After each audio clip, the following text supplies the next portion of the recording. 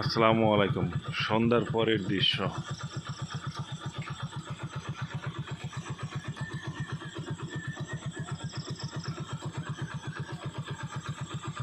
এই যে পশ্চিম আকাশে কিছুক্ষণ আগে সূর্য ডুবেছে।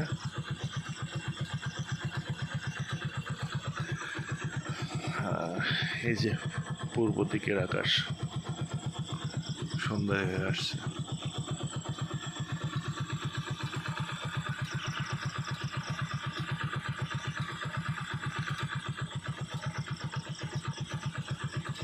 এটা আল্লাহর নিদর্শন, কতই না সুন্দর। সুবহানাল্লাহ। আসলে এই ধরনের মুহূর্ত সকল সময় পাওয়া যায় না।